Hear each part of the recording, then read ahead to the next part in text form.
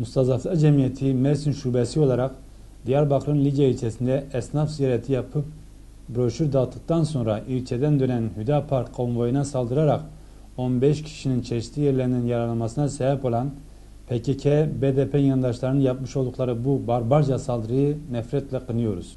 Her defasında halkın özgürlüğünden dem vuran BDP, PKK yöneticileri maalesef kendileri gibi düşünmeyen her kesime karşı faşistçe bir tutum sergileyerek gerçek yüzlerini ortaya çıkartmışlardır.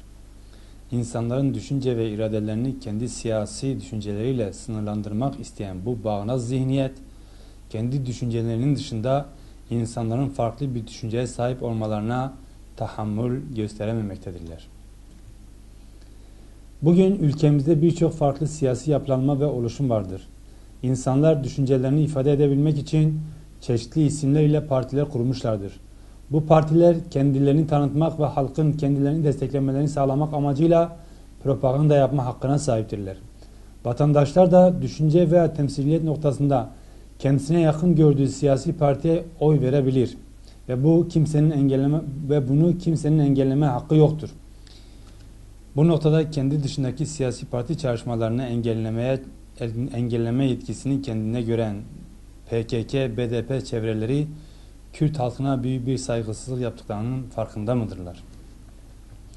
Defalarca BDP, PKK çeteleri tarafından saldırıya maruz kalmalarına rağmen halkın selameti ve huzuru için şiddete bulaşmayan Hüdapar yetkililerini takdir etmek gerekmektedir. BDP yüzleri bulan saldırıları bir yandan teşvik ederken diğer yandan kolluk güçleri de aralarında işbirliği varmışçasına bu saldırıları önlememiş, failleri de açığa çıkarmamıştır. Lice'de de aynı şey yaşanmış, kolluk güçleri saldırıyı önlemeye yönelik etkin bir girişimde bulunmamışlardır.